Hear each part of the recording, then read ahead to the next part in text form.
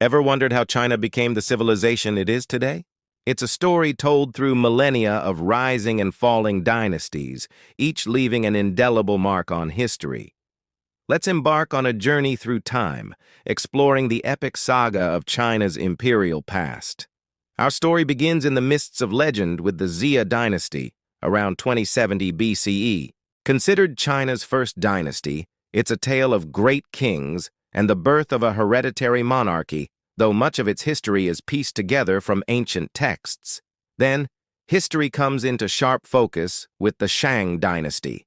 Around 1600 BCE, they gave us the first confirmed historical records.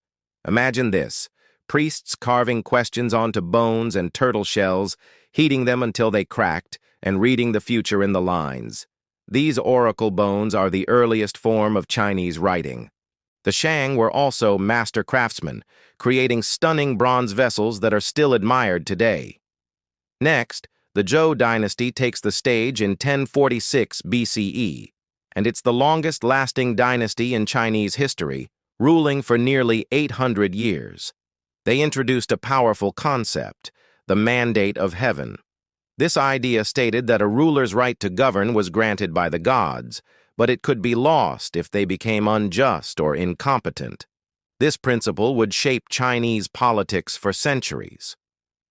The later years of the Zhou, known as the Warring States period, were chaotic but incredibly fertile for philosophy, giving birth to giants like Confucius and Laozi, whose ideas on ethics, governance, and harmony continue to influence the world.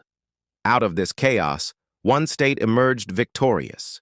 In 221 BCE, the Qin dynasty, led by the formidable Qin Shi Huang, unified China for the first time. He was a revolutionary ruler.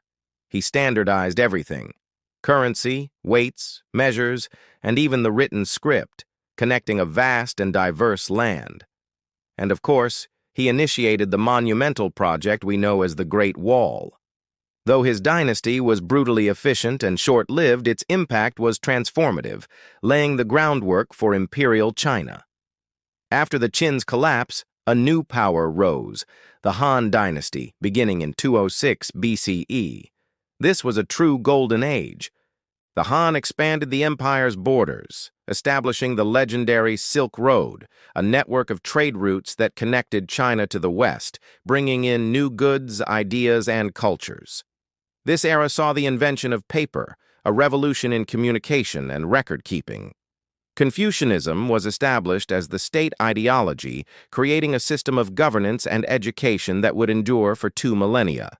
The Han dynasty was so influential that the majority ethnic group in China still calls themselves the Han people. But all great things must come to an end. The Han dynasty fractured in 220 CE, leading to the famous Three Kingdoms period. The rival states of Wei, Shu, and Wu battled for supremacy. This dramatic era of heroes, strategists, and epic battles has been immortalized in one of China's greatest literary works, Romance of the Three Kingdoms, inspiring countless stories, operas, and video games.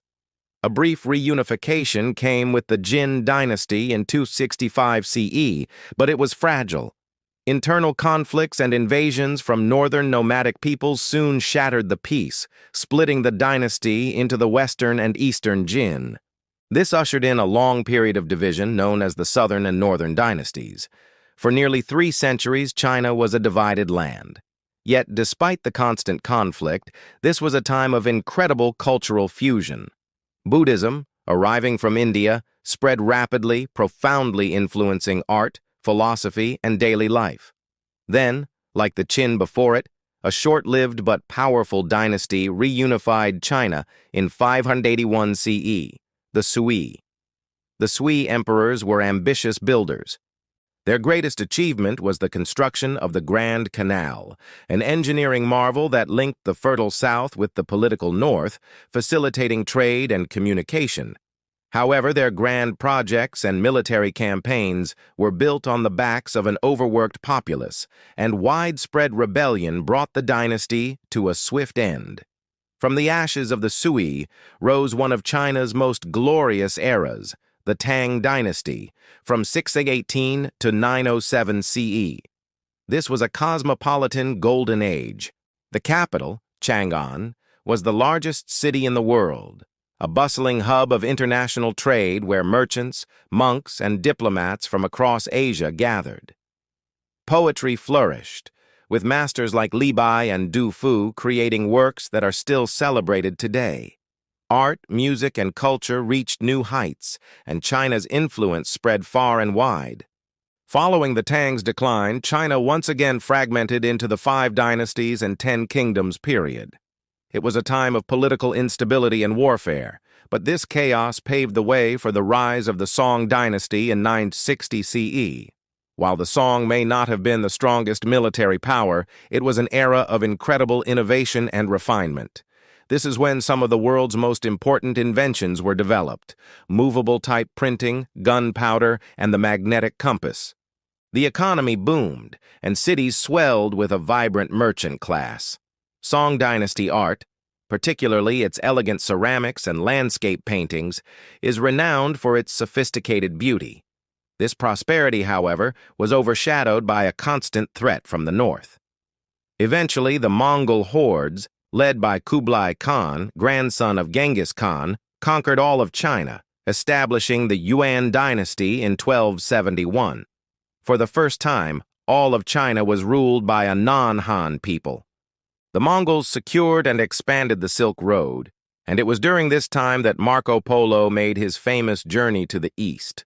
But Mongol rule was met with resentment, and after less than a century, rebellion drove them out. A new native dynasty, the Ming, rose in 1368, determined to restore Han Chinese traditions. The Ming dynasty was a period of consolidation and grandeur. They rebuilt and fortified the Great Wall into the structure we see today. They commissioned the famous Forbidden City in Beijing and produced the iconic blue and white porcelain that became a global symbol of Chinese craftsmanship. The early Ming emperors also launched massive maritime expeditions, led by the Admiral Zheng He, whose treasure fleets sailed as far as Africa. Finally, we arrive at China's last imperial dynasty, the Qing, founded by the Manchus from the north in 1644. The Qing expanded the empire to its largest territorial extent, incorporating Taiwan, Tibet, and Xinjiang. For a time, the empire was prosperous and stable. However, by the 19th century, the Qing faced immense challenges, internal rebellions, and increasing pressure from Western powers. The dynasty struggled to modernize and adapt, ultimately collapsing in the 1911 revolution, which ended over 2,000 years of imperial rule and ushered in the modern era. From the legendary Jia to the final days of the Qing, each dynasty's story is a chapter in the epic narrative of China. It's a tale of unity and division, of golden ages and turbulent times, of incredible innovation and enduring tradition. This cycle of rise and fall has shaped not just a nation but the course of world history. Thank you so much for joining me on this incredible journey through time. If you enjoyed this video, please give it a thumbs up. And don't forget to subscribe and hit that notification bell for more deep dives into history. Let me know in the comments which dynasty you find most fascinating. See you next time.